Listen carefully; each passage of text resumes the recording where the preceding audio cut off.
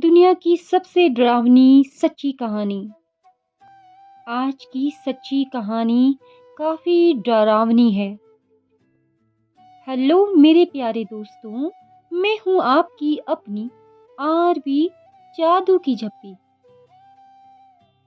आज की सच्ची कहानी कोई मामूली सच्ची कहानी नहीं है, इसीलिए दिल थाम के बैठो, क्योंकि यह सच्ची कहानी सुनाने के बाद आप बहुत डरने वाले हो। आज की जो सच्ची कहानी है वो किसी के मरने के बाद की घर वापसी की सच्ची कहानी है। बहुत से लोग ऐसे हैं जो इन सब बातों को नहीं मानते हैं, मगर ऐसी चीजें होती है। मैं यह चीज खुद मानती हूँ। अजीब लगता है आज के जमाने में यह सब बातें, मगर यही सच है दोस्तों। आइए आज की सच्ची कहानी शुरू करते हैं। यह कहानी है हिमाचल प्रदेश की रहने वाली आंचल की। आंचल 12th क्लास में स्टडी करती थी। उसके घर में उसके माँ पापा के साथ साथ उसका छोटा भाई और दादी माँ रहते थे। दादी काफी ज्यादा बीमार थी और आंचल अपनी दादी से काफी ज्यादा क्लोज थी, क्योंकि वह अपनी दादी के बिना एक दिन क्या एक पल भी नहीं रह पाती थी। और उसकी दादी उसके लिए एक पिगी बैंक की तरह था, जो उसकी छोटी मोटी सारी जरूरतें पूरा किया करती थी। इसी वजह से आंचल का सारा दिन टेंशन में जाता था कि दादी को कुछ हुआ तो वो कैसे रहेगी अपनी दादी के बिना। इसी चक्कर में वो स्कूल भी कम ही जाती थी। वो मनूस दिन भी आ गया जब आंचल की दादी नहीं रही। जब आंचल को पता चला तो वो आउट ऑफ कंट्रोल हो गई। वो हर वक्त दादी को मिस करती रहती थी। दादी की डेथ को लगभग 1 मंथ हो चुका था। आंचल के अंदर काफी बदलाव देखने को मिल रहे थे। वो अब अकेले रहना लाइक करती थी। उसकी इस आदत से अब सब परेशान हो गए थे। वो ज्यादा टाइम अब अकेले स्पेंड करती थी। स्कूल में भी वो चुप रहती थी और यही शिकायत टीचर की भी थी। एक दिन की बात है, आंचल की माँ रात को पानी पीने उठी। देखा आंचल के रूम की लाइट जली थी। तो आंचल की माँ ने देखा कि आंचल अपने बेड पर बैठकर हंस हंस के खुद से बातें कर रही थी। यह देखकर आंचल की माँ डर गई। वो जैसे ही आंचल के पापा को जगाने गई और वापस आई तो देखा आंचल सो रही थी। यह देखकर आंचल के पापा बोले कि तुम पागल हो चुकी हो, वो सो रही है। पूरी रात आंचल की माँ को नींद नहीं आई। सुबह हुई तो वो आंचल से पूछने ही वाली थी कि आंचल के पापा ने उसे रोक लिया। आज आंचल की छुट्टी थी। आंचल 24 घंटे अपनी दादी के बारे में बात किया करती थी और उनकी ड्राइंग बना रही थी। तो आंचल की माँ ने उसे डांटा कि क्या हर टाइम दादी दादी करती रहती हो, तुम्हारा ध्यान कहाँ है आजकल? ना ठीक से खाती हो ना किसी से बात करती हो, तुम्हारे दिल दिमाग में चल क्या रहा है? आंचल अपनी माँ की ओर उनकी बातों को ध्यान से सुन रही थी और घूर रही थी। आंचल की माँ ममता ने कहा, क्या घूर रही हो तुम मुझे? अचानक से एक अजीब सी आवाज आई, ममता तुम्हारी जुबान कुछ ज्यादा चल रही है आजकल। यह आवाज किसी और की नहीं, आंचल के दादी की तरह उसकी आवाज थी। सामने छोटा भाई था, वो डर गया। आंचल के पापा भी हैरान हो गए। यह आवाज बिल्कुल आंचल की दादी की तरह थी। अब आंचल के माँ पापा बहुत परेशान हो गए थे। आंचल वहां से उठी और चली गई। अब वो भयानक रात आई जब आंचल की आवाजें आ रही थी। तो आंचल के माता पिता उठे तो देखा दरवाजा खुला हुआ है।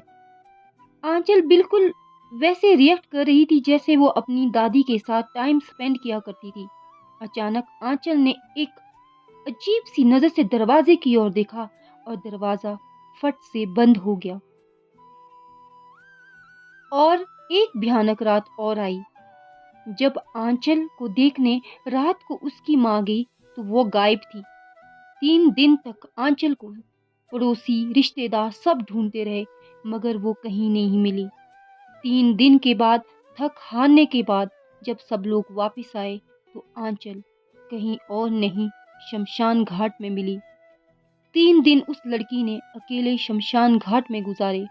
वहां से सबने उसे लेकर आए और घर में बांध कर रख दिया। ममता और सुरेश इस घटना के बाद बहुत ज्यादा डर गए थे। अब बहुत घबरा चुके थे। अब उन्हें शक होने लगा कि आंचल बिल्कुल वैसे रिएक्ट कर रही है जैसे उसकी दादी करती थी। ममता और सुरेश की हालत खराब हो गई थी। अब रात को छेड़ाखानी पूरे घर में होने लगी थी। कहीं ना कहीं अब आंचल को पता चल गया था कि ममता और सुरेश कुछ करने वाले हैं। तो आंचल का बिहेवियर चेंज हो गया। उसे गुस्सा आने लग गया। वो चीजें घर से बाहर फेंकने लग गई, अपने छोटे भाई को मारने लग गई, अपने माँ पापा पर भी हावी होने लग गई। ममता सुरेश को ऐसा लगा जैसे 100 हाथियों की ताकत उसके अंदर आ गई हो।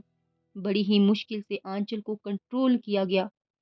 अब परिवार की हालत खराब होने को आ रही थी। अब सारी चीजें बर्दाश्त से बाहर हो रही थी। आंचल का स्कूल जाना बंद था क्योंकि 24 घंटे रात दिन वो खुद से ही बातें किया करती थी। घर वाले सभी हैरान थे, आखिर आंचल को हुआ क्या। अब बहुत हो चुका था। ममता और सुरेश ने डिसाइड किया अब वो पूछताछ करेंगे। बहुत से लोगों ने बहुत सी जगह के नाम बताए, मगर कोई असर नहीं हुआ। एक बार ममता सुरेश घर आए तो आंचल ने उनको घूर के देखकर कहा, अरे तुम लोग कुछ भी कर लो, कोई फायदा नहीं। अब ममता परेशान हो चुकी थी। आंचल बहुत कमजोर हो गई थी। यह सिलसिला 6 मंथ तक चला। आज दादी की डेथ के 6 मंथ पूरे हो चुके थे। एक दिन सुरेश की बहन चारुलता घर पर आई क्योंकि उसे पता लग चुका था कि उसके भाई के घर में प्रॉब्लम हो चुकी है। वह खुद आंचल की हालत देखकर बहुत घबरा गई थी। एक कोने में आंचल अपने पैर और हाथों से बंधी थी। आंचल वही खाती थी जो उसकी दादी को पसंद था। सब हैरान थे। कोई समझ नहीं पा रहा था कि आखिर यह बात क्या है। सुरेश की बहन चारुलता किसी अच्छे बाबा को जानती थी। वह सुरेश ममता को वहां लेकर गई और जो बाबा जी ने बताया वो हैरान करने वाला था। यह सुनकर वो दोनों हैरान परेशान हो गए। आंचल किसी और से नहीं, अपनी दादी से ही बात किया करती थी। सुरेश और ममता को शक था, मगर अब यकीन हो चुका था। ऐसा इसीलिए हुआ दोस्तों क्योंकि जरूरत से ज्यादा प्यार लगाव आंचल और उसकी दादी को एक दूसरे से दूर नहीं कर पाए। बस वो अपनी दादी के प्यार में इतना खो गई थी कि उसे पता ही नहीं चला कब वो आंचल में समा गई। अब सब क्लियर हो चुका था। आंचल की दादी उसको कोई नुकसान नहीं पहुंचाना चाहती थी। बस प्यार में अंधे होने की वजह से सब ऐसा हो रहा था। दोस्तों प्यार जरूरी होता है, मगर अंधा प्यार भी जरूरी नहीं होता है। जब कोई इंसान हमें छोड़कर जाता है तो हमें उनकी आत्मा के लिए शांति मांगनी चाहिए कि ताकि वो कहीं जाकर खुश रहे, उन्हें अगला अच्छा जन्म मिले। हमें बार बार उन चीज़ों को नहीं दोहराना चाहिए। बाबा के कहे अनुसार चलने के बाद आंचल ठीक हो गई है। अब वो पहले जैसी है। जो भी उसके साथ हुआ उसे कुछ भी याद नहीं है। दोस्तों ज़रूरत से ज़्यादा प्यार होना ज़रूरी नहीं है। अगर कोई मर जाता है उसे ज़्यादा याद ना करो, बस उसके लिए गॉड से प्रेयर करो कि उसकी आत्मा को शांति मिले। यह एक सच्ची कहानी, आंचल और उसकी दादी की सच्ची प्रेम कहानी। यह कहानी सुनकर मुझे अच्छा भी लगा और आपको सुनाने में भी अच्छा लग रहा है। आई होप ये इतनी डरावनी नहीं है। कितना गहरा प्यार था, और यही प्यार अगर हर एक इंसान एक दूसरे से जिंदा रहते हुए करे तो कभी कोई इस दुनिया में बिना प्यार के नहीं रहेगा। तो फिर मिलते हैं दोस्तों एक सच्ची कहानी के साथ। तब तक के लिए बहुत सारा प्यार। धन्यवाद। Thank you so much.